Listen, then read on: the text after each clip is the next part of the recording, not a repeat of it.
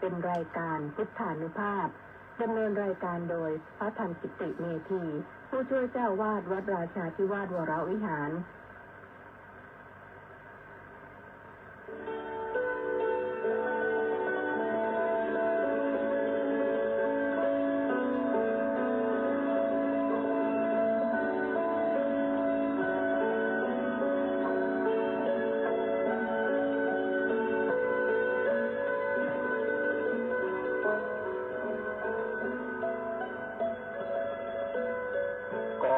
เชิญชวนมาฟังธรรมนำชีวิตขัดเกลาจิตบริสุทธิ์ผุดผ่องใสเสริมปัญญาบารมีให้จิตใจสุขสดใสเมื่อได้ธรรม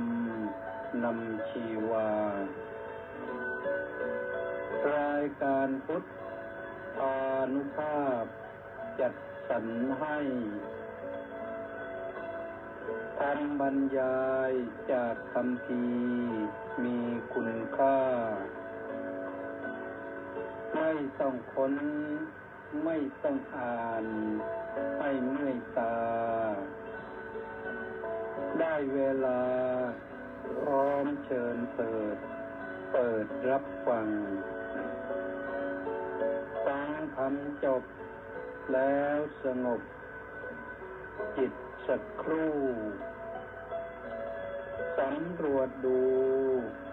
จิตของตนก่อนทุกครั้งจิตว่างแล้วจักหลับได้ทรงพลังสุขสมหวังท้วนทุกท่านนิรันดร์เกิน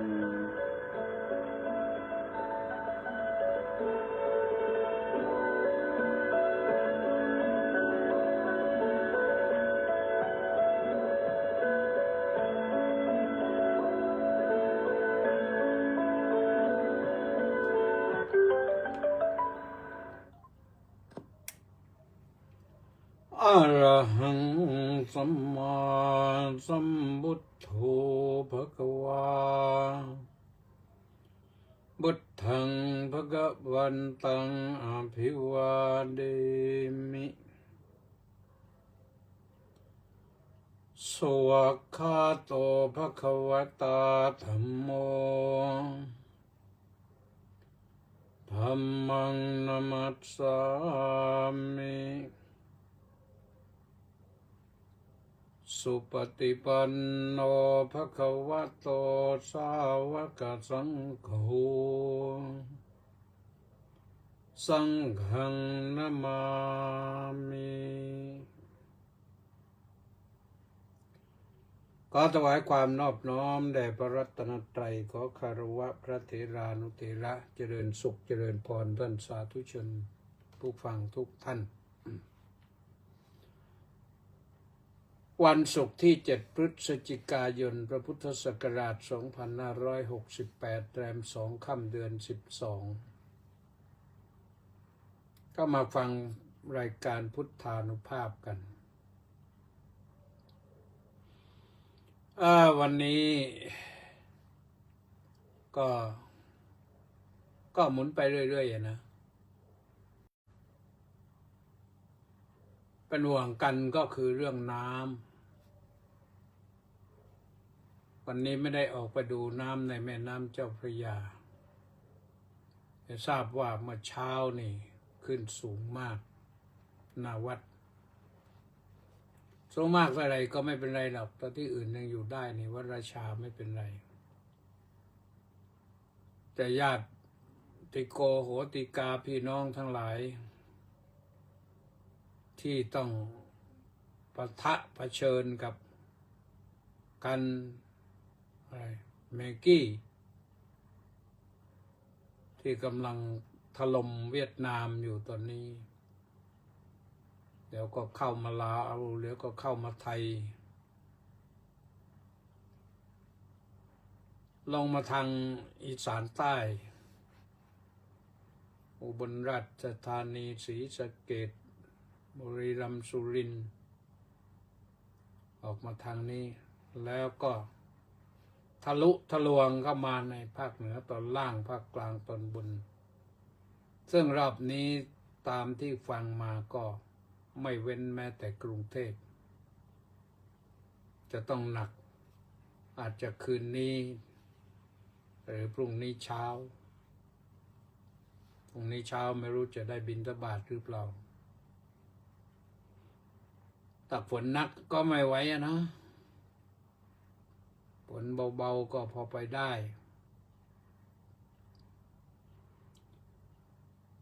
มีรายการวันนี้ครบ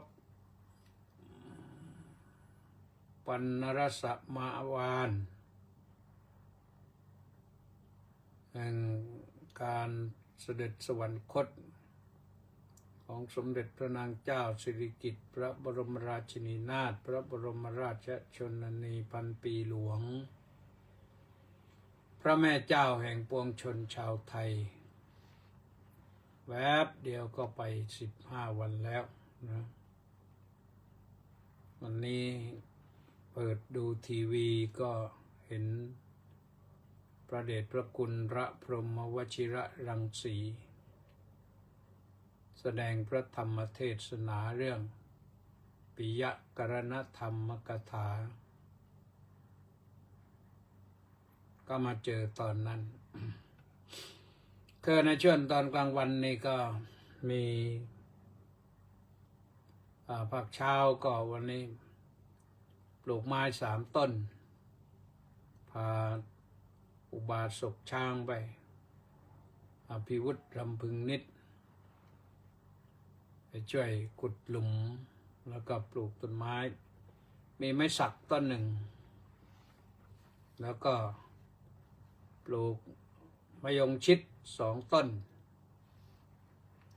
มะยงชิดนี่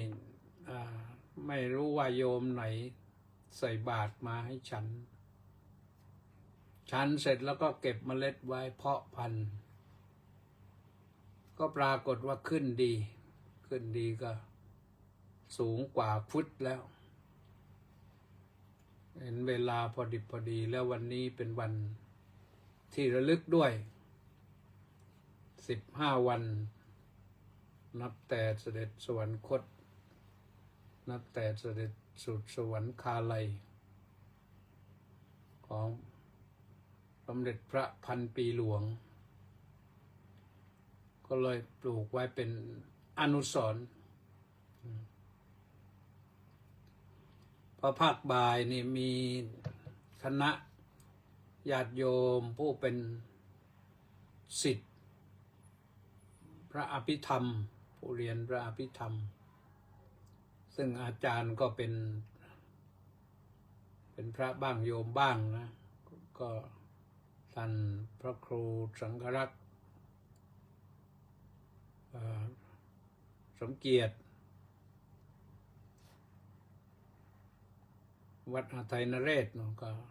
จัดการเรียนการสอนอยู่เรียนที่วัดราชาด้วยที่วัดหทัยนเรศด้วย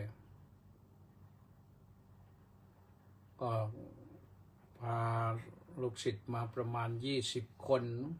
นะก็มาทักทายเจรจาปราศัยกันโยมก็มาแสดงมุทิตาสักการะเนื่องในวันเกิดครบ71 ปีไปแล้วของอาตมาเองอยู่เงียบอยู่ไม่ได้บอกใครแต่คนที่อยู่ใกล้เขาก็รู้เขาก็มาก็คุยกันบ้างสนทนากันไปบ้างประมาณ30 นาทีปรารภเหตุการณ์ว่าพระพุทธศาสนาของเราจะไปอย่างไรก็ฝากญาติโยมทั้งหลายพระนี่ก็ไม่รู้ว่าจะมีจำนวน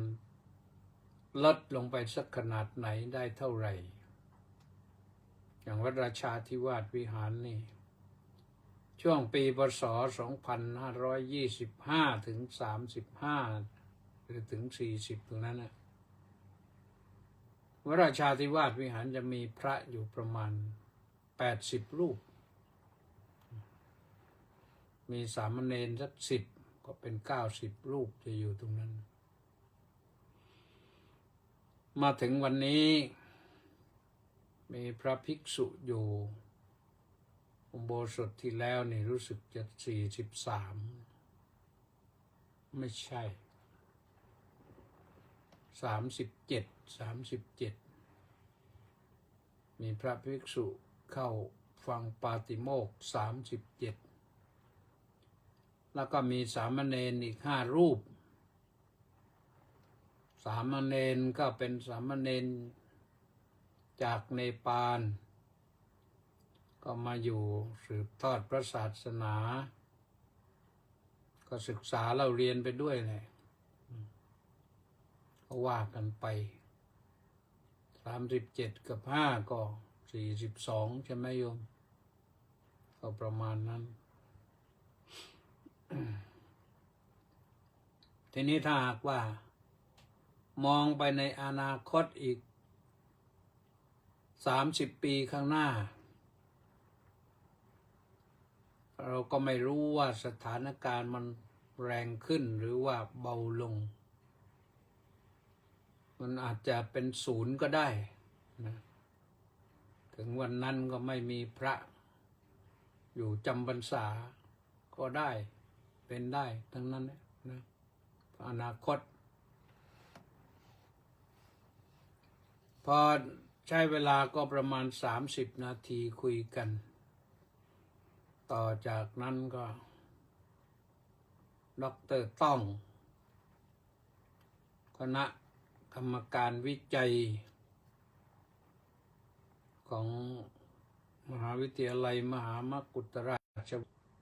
ก็เขาทำงานวิจัยเรื่องเกี่ยวกับการใช้วาทกรรมด้านธรรมะว่าใช้ปัญญาไปเสริมสร้างอะไรสุนทรียวาทกรรมภาษาวิจัยนี่ฟังยากหน่อยก็นั่งคุยกันไปมาร่วม40 นาทีก็ให้สัมภาษณ์นะไม่ออกไปอื่นอยู่ในเรื่องในราวว่าไปเสร็จแล้วก็รีบจีวรไปถึงบ่าย3 โมงก็ออกจากวัดวันนี้รับนิมนต์ไว้ที่วัดธาตุทองวัดธาตุทองวรวิหารพระอารามหลวงวัดธาตุทองพระอารามหลวงที่เขาห้อยว่าพระอารามหลวงนี่หมายความว่าได้รับโปรดเกล้ามาเป็นพระอารามหลวงในภายหลังนะถ้าของเดิมเนี่ยจะใช้คำว่าวรวิหารวรวิหารหรือราชวรวิหารก็ถูกแล้วแต่นะหลวงพ่อท่านอะไรนะหลวงพ่อราชวชิรยานโสพลเจ้าวาดวัดธาตุทองปรารภฉลองอายุด้วยทำบุญอุทิศแด่อาจารย์แล้วก็หลวงพ่อธรรมปาโมกข์นพอังกุโรเจ้าอาวาสองค์แรกด้วยหลวงพ่อราชนี่ก็เป็นองค์ที่2นี่นะแล้วก็มอบทุนเป็นวันศาสนศึกษาด้วย3 รายการนิมนต์ไว้4 โมงเย็นออกจากวัดไปบ่าย3 โมง ไปวัดธาตุทอง ไม่รู้กี่กิโลได้ ไม่ได้ถามโชเฟอร์ก็ใช้เวลา44 นาที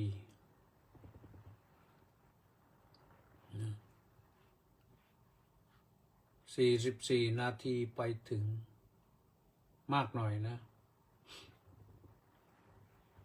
จากบ่าย3 โมงก็เป็นบ่ายไม่ใช่44นี่ชั่วโมงหนึ่งพอดี ออกบ่าย3 โมงไปถึงเป๊ะเลย4 โมงเย็นถึงเวลา ที่เขากำหนดหมายว่าสวดพระพุทธมนต์ไปถึงก็ไม่ชักช้าได้เวลาขึ้นเวทีเลยเรื่องสวดนี่เราก็พร้อมอยู่แล้วก็ไม่ยากทั้งสวดทั้งให้ศีลอะไรรับศีลเงินก็ประมาณ30 กว่านาที30 กว่านาทีเสร็จถวายจตุปัจจัยไทยธรรมเสร็จเรียบร้อยลงจากอาสงฆ์ก็ไม่ชักช้าและรีบกลับตั้งใจว่าจะกลับมาทำวัดสวดมนต์ตอนเย็นเพื่อจะได้เจริญภาวนาถวายเป็นพระราชกุศล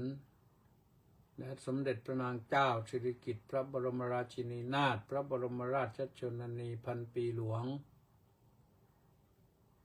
ปกติก็จะไม่ขาดนะเมื่อวานก็ไม่ขาดวันนี้ขาดออกจากนอนมาก็16:44 นาทีกลับมาถึงวัดก็แป้งหนึ่งใช้เวลาชั่วโมงกว่าค่ะกลับว่าก็ไปชั่วโมง16 นาทีทางจะเข้าโบสถ์ก็ไม่ทันแล้วที่จริงเกือบจะทันนะแต่ว่ารถติดนะครับกลับนึกไม่ถึงแต่นึกถึงก็ทำอะไรไม่ได้หรอกนะเพราะรถติดก็คือติดขนาดว่าโชเฟอร์ค่อนข้างจะซอกแซกมาแล้วแต่ก็มันไม่ทันก็มาได้จากนั้นก็มาเตรียมพร้อมว่าวันนี้จะคุยเรื่องอะไรดีก็เลยได้โอกาสเปิดทีวีดูไปด้วยคิดไปด้วยว่าจะบรรยายทำเรื่องอะไรวันนี้ก็เลยไปเปิดไปเจอพระราชพิธีตอนที่พระเดชพระคุณพระพรหมวชิรรังสีเทศอยู่พอดีว่าด้วยเรื่องปิยกรณธรรมกถากถาก็คือเรื่องว่าด้วยธรรมที่ทำให้เกิดความรัก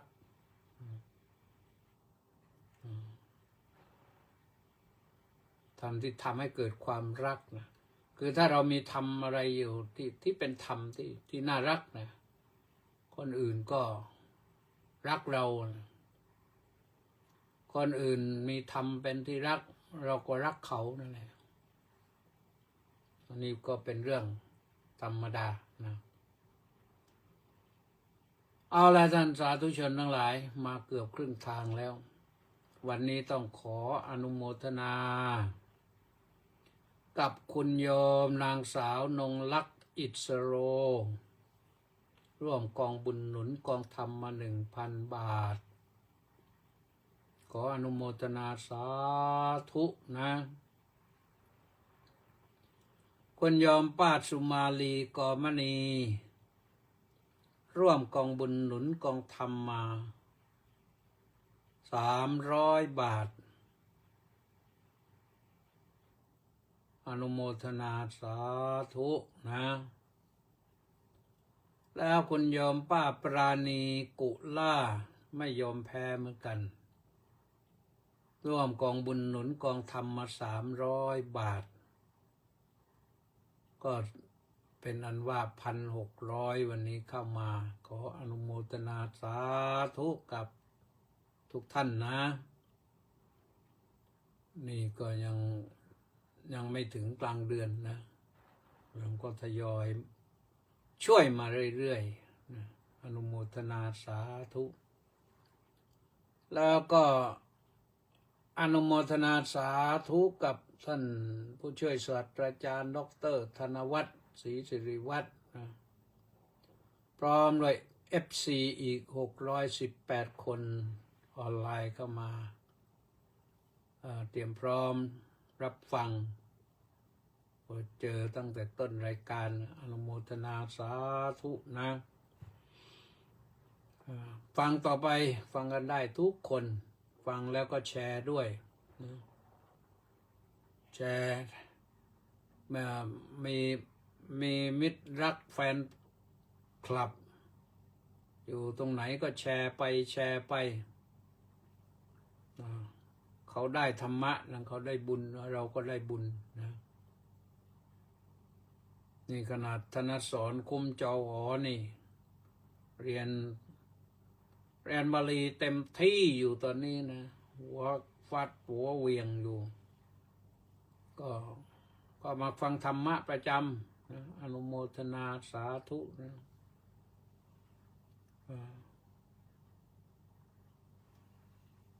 ท่านสาธุชนทั้งหลายร่วมกองบุญหนุนกองธรรมกันได้นะโอนเข้ามาปัจจัยเข้ามาที่บัญชีธนาคารกรุงไทยเลขที่บัญชี070-026-0870 บัญชีนี้ก็ร่วมเชิญได้ เอาละก็แชร์ก็แล้วชวนก็แล้วนะต่อไปก็เข้าสู่โหมดธรรมะนะโหมดธรรมะวันนี้จะพูดถึงธรรมะ4 ข้อเรียกว่าจตุรารักขกรรมฐานจตุรารักขกรรมฐานนี่รู้สึกว่าเมื่อเช้าก็สวดอยู่นะที่พระอุโบสถนี่ที่พระอุโบสถทำวัดเสร็จแล้วก่อนจบก็สวดมันแปลก็เริ่มขึ้นด้วยบุทธานุสติเมตตาจาอสุภังมรณสติอิจจิมาจตุรารักขากาตับบาจวิปัสสนาภาวนาทั้ง4นี้คือพุทธานุสติระลึกถึงพระคุณพระพุทธเจ้าเมตตาปรารถนาจะให้เป็นสุขอาสุภพิจารณากายให้เห็นเป็นของไม่งามมรณสติระลึกถึงความตายชื่อว่าจตุรารักษ์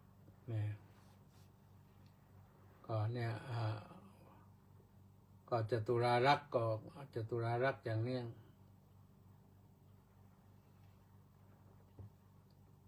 อิจจิมาจตุรารักขากาตบาจวิปัสสนาเป็นการเจริญวิปัสสนาคือเป็นข้อธรรมะสำหรับการเจริญภาวนากันเนี่ยอารักขกรรมฐานเนี่ยกรรมฐานที่ควรรักษา4 อย่างกรรมฐานที่ควรรักษาดีปลอดภัย4 อย่างนะ1พุทธานุสติพุทธานุสตินี่จะเป็น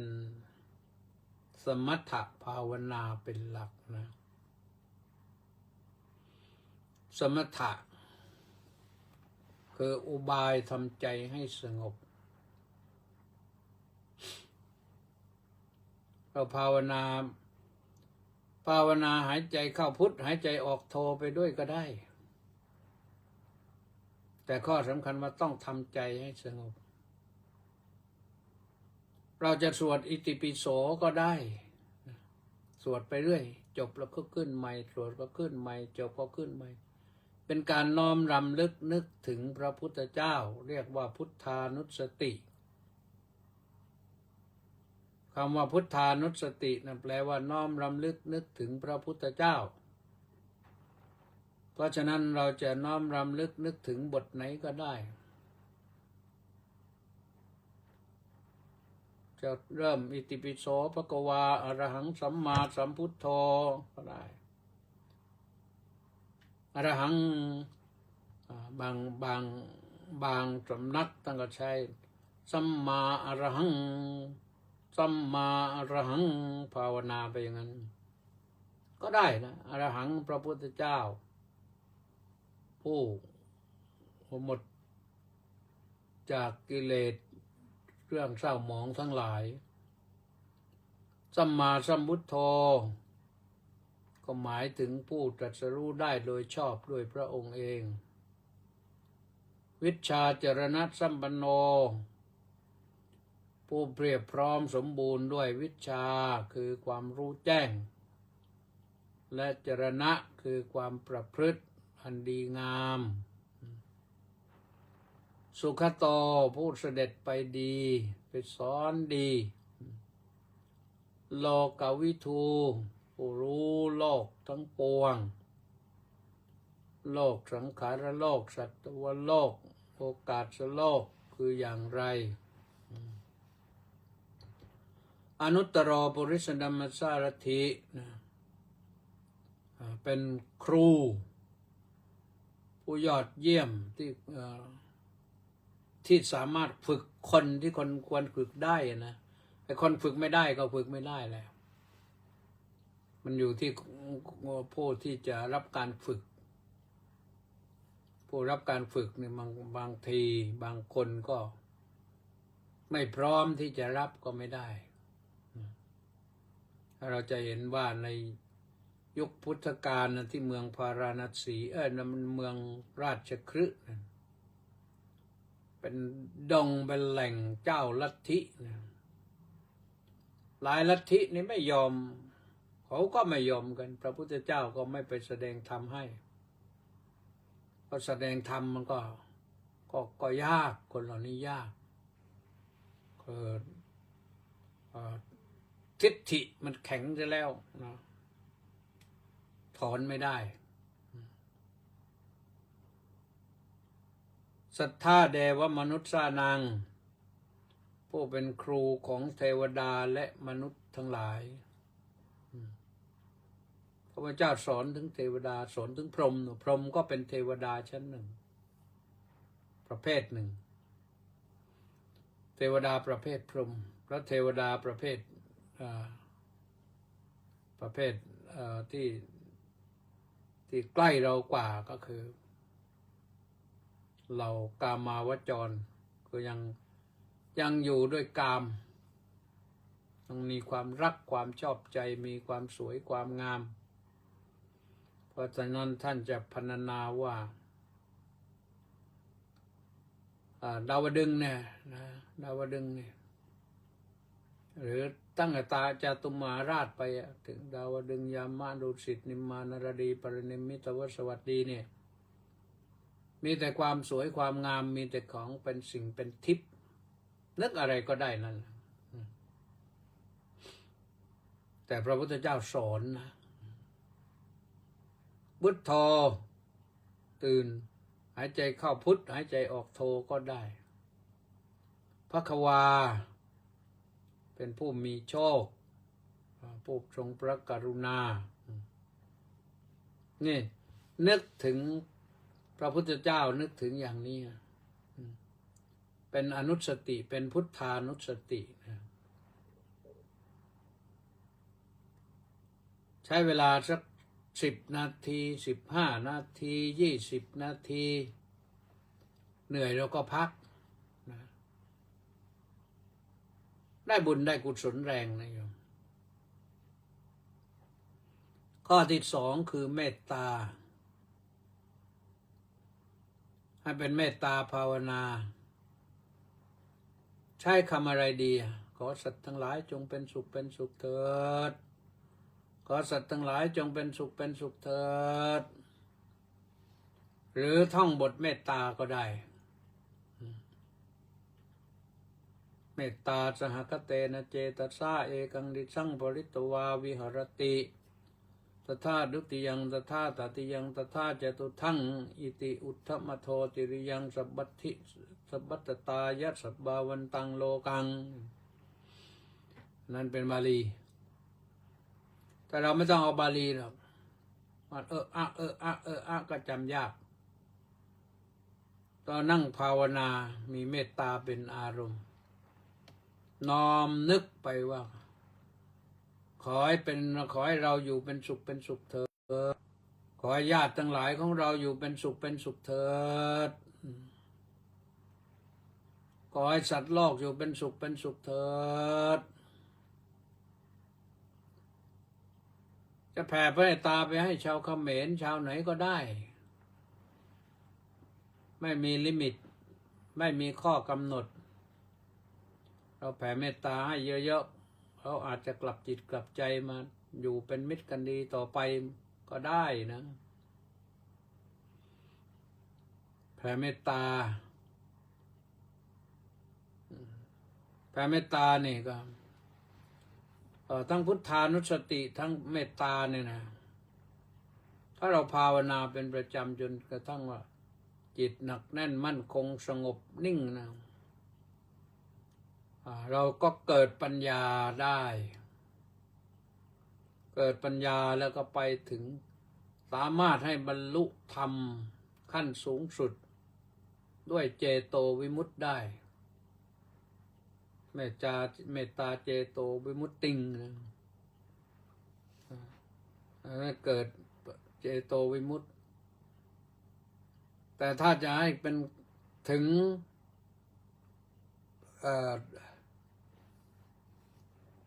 ไปถึงปัญญาวิมุตติคือให้บรรลุได้โดยปัญญาเนี่ยหลุดพ้นได้โดยปัญญาเนี่ยต้องขึ้นไปนู่นแหละไปถึงอสุภภาวนาอสุภกรรมฐานอสุภะ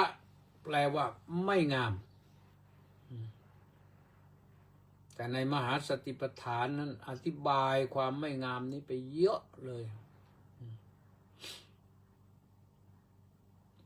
ความไม่งามเนี่ยก็ถามว่าอะไรไม่งามทุกอย่าง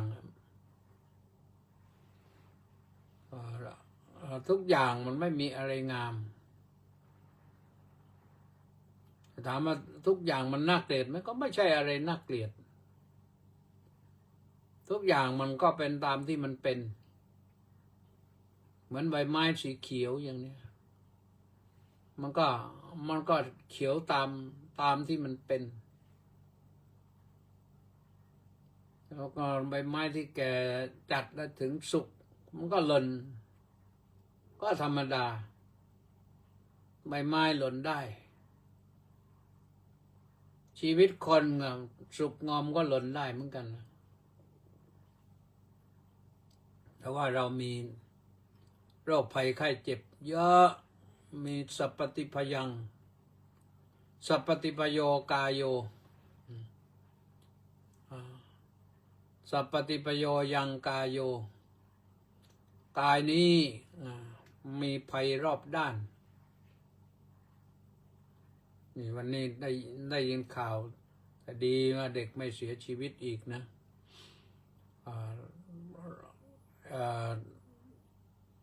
รถทัศนศึกษาจากจังหวัดไหนแล้วทางภาคเหนือจะไปพิษณุโลกก็ปรากฏว่าพาทั้งครูทั้งลูกศิษย์48 คนรถพลิกแต่ไม่ถึงแก่ชีวิตสักคน โชคดีมากๆนะโชคดีมากๆรถลงไปนอนตะแคงอยู่กู้ภัยต้องไปทุบกระจกเอาคนออกมาจากรถนั่นภัยบนท้องถนนภัยอื่นก็มี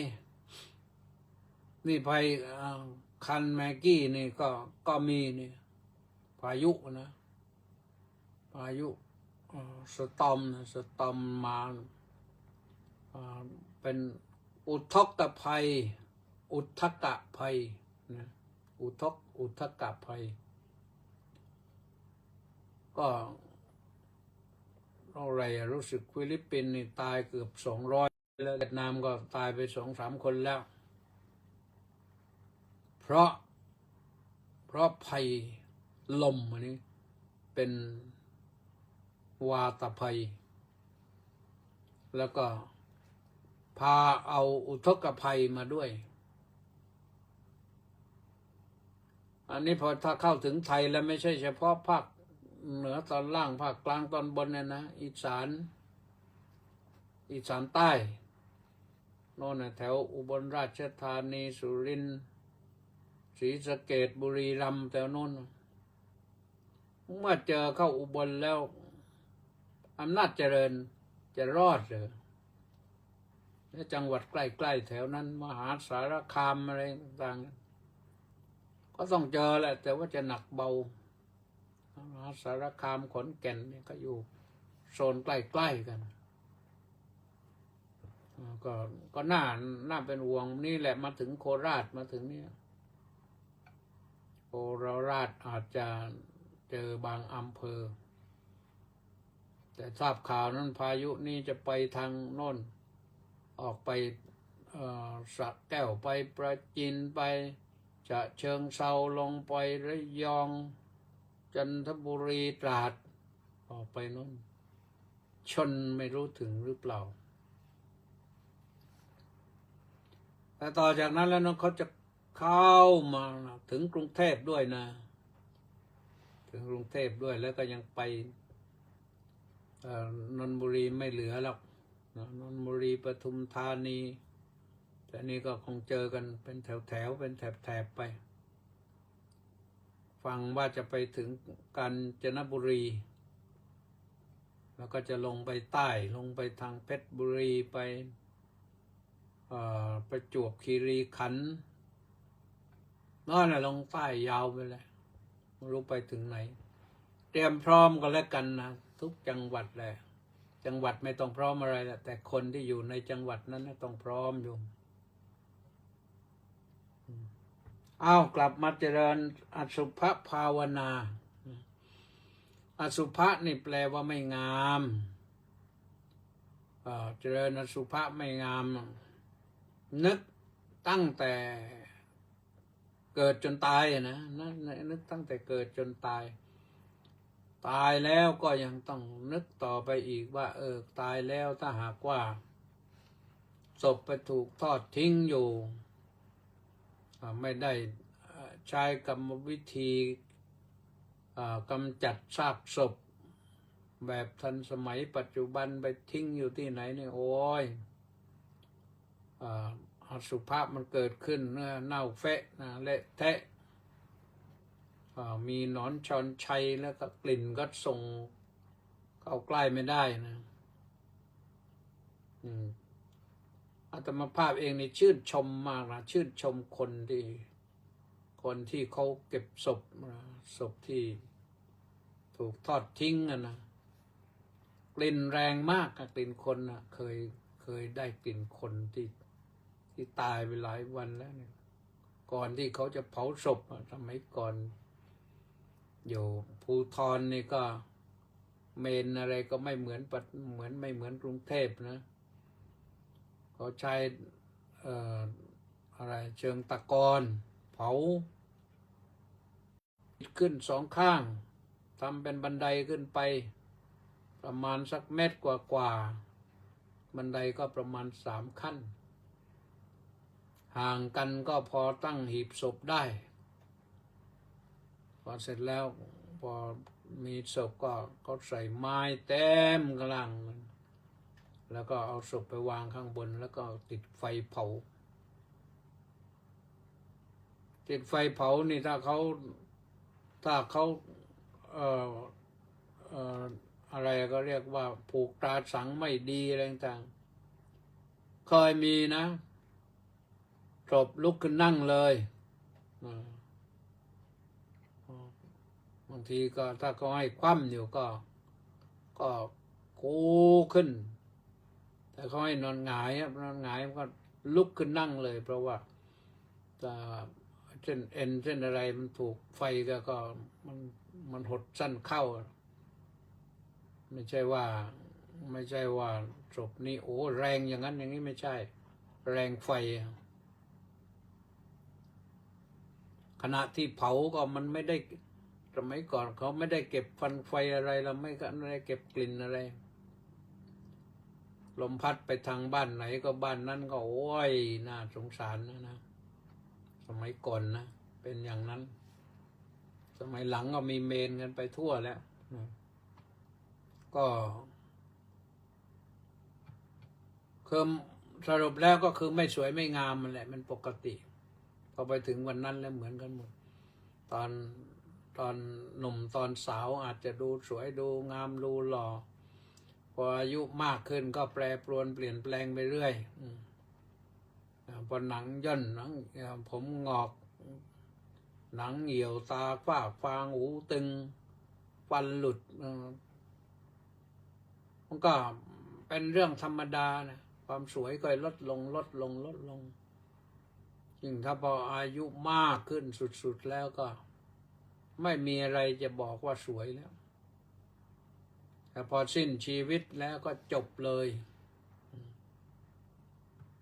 พอสิ้นชีวิตแล้วเขาต้องรีบกำจัดนะแต่ละศาสนาก็มีวิธีกำจัดอย่างอิสลามเขาก็ฝังเลยรู้สึกจะฝังภายใน24 ชั่วโมงมึงโดยทั่วไปฮินดูเขาก็เผาเลยภายใน24 ชั่วโมงบ้านเรานี่ก็มีหลายที่หลายแห่งที่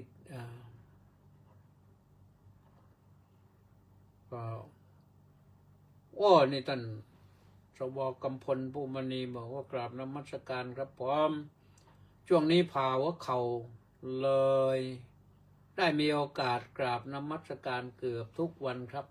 ก็ดีครับก็ดีท่านสว.ก็ดีฟังไปเรื่อยๆนะมันก็มีวิธีอยู่ที่ว่าเราปวดหนักขนาดไหนมันเป็นอย่างไรนะหลวงปู่เนี่ยที่วัดนี่ท่านเปลี่ยนสะบ้าหัวเข่ามาทั้งสองข้างแล้วท่านสว.เปลี่ยนสะบ้าหัวเข่ามาทั้งสองข้างแล้วก็เปลี่ยนข้อต่อสะโพกด้วยรู้สึกสะโพกข้างขวาที่เปลี่ยนอันนั้นเปลี่ยนข้อต่อสะโพกนี่หลายตังแต่หลวงปู่ก็ยังดำรงชีวิตอยู่ได้ขยันทำวัดทุกวันแหละเช้าเย็นเช้าเย็นเช้าเย็นยิ่งตอนนี้นี่นำพระเพื่อมานั่งภาวนาถวายเป็นพระราชกุศลแด่สมเด็จพระพันปีหลวงของเราแล้วก็ว่าไปเอาอะไรให้หายไวๆก็แล้วกันนะพุทธานุภาพคุ้มครองธรรมานุภาพคุ้มครองสังฆานุภาพคุ้มครองนะเพราะฉะนั้นเนี่ยนะเราในวิถีโลกนะก็มีแหละสวยนะแม่นแต่ว่าในวิถีธรรมนี่พระพุทธเจ้าให้พิจารณาว่าไม่สวยเพื่ออะไรเพื่อลดราคะเพื่อลดตัณหาให้มันเบาบางแต่ดูว่าพระที่ลดไม่ได้เนี่ยก็ผลสุดท้ายก็พ่ายแพ้ไปพ่ายแพ้สอไปสนะสตรีและสตังค์ก็แพ้ไปนะแต่ก็ถือว่าเป็นผู้พ่ายแพ้ ก็จบกันพระทางศาสนาเขาก็ยอมรับสภาพนะคนที่ทนไม่ได้ ไม่ใช่เพิ่งเกิดขึ้นนะแม้ในครั้งพุทธกาลเนี่ยก็เป็นอย่างนี้ก็มีนะแต่ครั้งพุทธกาลเงินไม่เยอะเลยเพราะฉะนั้นเราภาวนาพร้อมก็ไม่สวยแล้วแต่เราจะภาวนาคำใดคำหนึ่งได้นะแล้วข้อสุดท้ายก็คือตัวมรณสติระลึกถึงความตายท่านนักปราชญ์ท่านพรรณนาไว้จำได้ไหมโยมนึกถึงความตายสบายนักมันหักรักหักหลงในสงสารบรรเทามืดโมหันอันธการให้หักหานหายสะดุ้งไม่ยุ่งใจเนี่ยเพียงแค่นึกถึงเนี่ยก็หายสะดุ้งไม่ยุ่งใจก็นึกถึงแล้วก็รู้ว่าเราก็ต้องตายนะมันก็ตายธรรมดาแต่นึกถึงตายแล้วถ้าเราภาวนาเนี่ยภาวนาคำว่าอะไรภาวนาก็นึกถึงความตายของตัวเองนึกแบบไหนก็ได้แต่มีคำที่ภาวนาให้มันสงบอย่างเดียวอวัตสังมยามริตปังอวัตสังมยามริตปังตายแน่เราต้องตายแน่แน่ตายแน่เราต้องตายแน่แน่แต่สองข้อหลังนี่อสุภะกับมรณะนี่ภาวนาไปแล้วจิตสงบแล้วต้องยกขึ้นสู่วิปัสสนาให้มันเห็น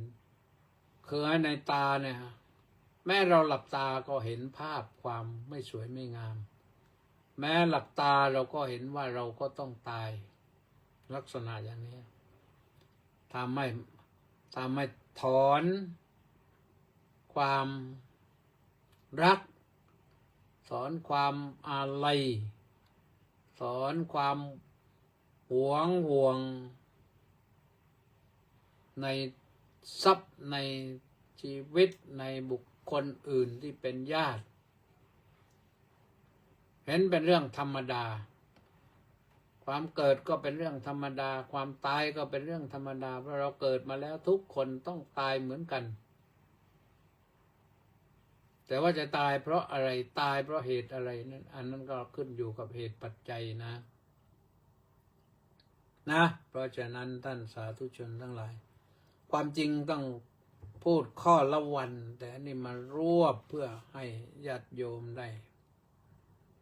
ทราบว่าจตุรารักขกรรมฐานนี่เป็นอย่างนี้แหละอาสุพังมรณสติอิจจิมาจตุรารักขากาตบาจะวิปัสสนาเนี่ยบทนี้พระบาทสมเด็จพระจอมเกล้าเจ้าอยู่หัวนะทรงพระนิพนธ์ไว้หลักใหญ่นั้นหัวข้อนั้นชื่อว่าโมกขุปายคาถาแปลว่าคาถาหรือบทร้อยกรองอันที่เป็นอุบายเครื่องพ้นจากไหนพ้นจากความทุกข์ทั้งปวงเราทำได้มากก็จะพ้นได้เยอะนะความทุกข์พ้นความทุกข์กันพ้นความทุกข์มากก็ถือว่าประสบความสุขมากทำให้สุขสบายกายใจนะและวันนี้ก็ฝากไว้เท่านี้ท้ายรายการก็ต้องมาอ่านรายชื่อผู้เข้ามา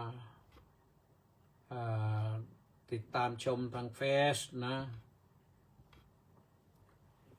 อันดับหนึ่งพระครูสุนทรศรีละคุณวัดหัวเกาะรุ่งปากพนังสาธุครับ2สุมาลักษมีดวงสมสาน้อมกราบเจ้าค่ะสาธุแล้วก็บอกว่าขออนุญาตแชร์ไว้ก่อนนะเจ้าค่ะอาจจะไปไหนได้ทั้งนั้นแหละนะแล้วก็มาถึงสมศรีลักษณะวิราชบอกว่าน้อมกราบนมัสการสาธุสาธุสาธุเจ้าค่ะสาธุแปะนันทิการน้อมกราบนมัสการสาธุสาธุสาธุเจ้าค่ะสาธุต้าสิทธิมงคลนมัสการสาธุครับสาธุ แล้วก็แว่งซิกคุณขอนมัสการพระเดชพระคุณท่านเจ้าคุณด้วยความเคารพครับสาธุสาธุสาธุอ้าวสาธุมณีแสงจันทร์น้อมกราบนมัสการสาธุสาธุสาธุเจ้าค่ะสาธุแม่ชีสมใจสาธุสาธุสาธุสาธุเจ้าค่ะอ้าวสาธุ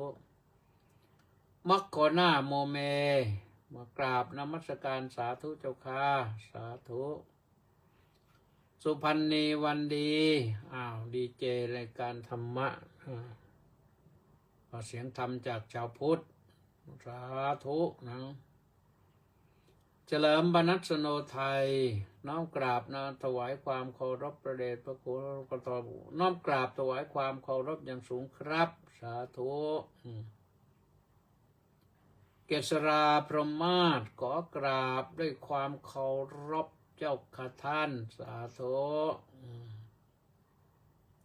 ประสานเรืองดิษสาธุสาธุสาธุครับพร้อมสาธุสริตพงษ์แทสะบำรุงสาธุครับพระอาจารย์สาธุเช่นกันวีรวิทย์ระฆังทองกราบนมัสการพระคุณเจ้าสาธุสาธุสาธุสาธุสิทธิลาโภสามเณรโรนามะเนนจีนวัดพระยายังกราบการนมัสการครับพร้อมสาธุแล้วก็วัดพระยายังก็ไม่ไกลนะอยู่ตรงนี้ทองใสราชโคตรน้อมกราบนมัสการหลวงพ่อเจ้าคุณก็รับสาธุสาธุสาธุสาธุธนสรคุ้มจอหอสาธุสาธุสาธุเอาละสาธุพิชัยพัฒน์นันทพิวัตรก็แล้วกันนะพระมหาอภิวัตรวัดพระยาพระมหาอภิทักษ์วัดพระยายังกราบนมัสการครับสาธุแล้วก็มีใครอีกไหมเจริญอยู่หนูสิงห์น้อมกราบนมัสการสาธุสาธุสาธุค่ะสาธุเฉลิมชัยASน้อมกราบถวายความเคารพอย่างสูงครับสาธุธนวัฒน์ศรีสิริวัฒน์สาธุน้อมกราบนมัสการครับสาธุจักมาพันเต้สาธุสาธุสาธุบางอันสาธุเล็กวังบุรพานุกูลแก้วสุขกราบสาธุครับสาธุกำพลผู้มณีกราบนมัสการครับผมช่วงนี้ผ่าหัวเข่าเลยได้มีโอกาสนมัสการกราบนมัสการเกือบทุกวันครับยินดีต้อนรับทุกวันแหละนะคำรณแย้มเยือนพลหนึ่งก็หมดเวลาแล้วนะหมดเวลาตัดได้เลยนะคำรณแย้มเยือนบอกว่าน้อมกราบพระเดชพระคุณขอรับวันอาทิตย์ที่9 ปยวัดฟลอริดาธรรมารามมีงานเทศกาลอาหารไทยเปิดให้ชาวต่างชาติเปิดให้ชาวต่างชาติทำอะไรอย่างมาชิมมาชมมาช็อปกระป๋อมสาธุสาธุช่วยกันซอฟต์พาวเวอร์เจโสกราบนมัสการเจ้าค่ะสาธุแล้วก็จบพอดีตรงนี้นะหมดพอดีตรงนี้ก็พบกันได้เท่านี้อนุโมทนาสาธุกับทุกท่านนะแล้วก็จบกันไว้เท่านี้ขอความสุขความสวัสดีความเจริญในธรรมของพระสัมมาสัมพุทธเจ้าจงมีแด่ทุกท่านพรุ่งนี้ก็ค่อยว่ากันใหม่นะวันนี้วันศุกร์สวัสดี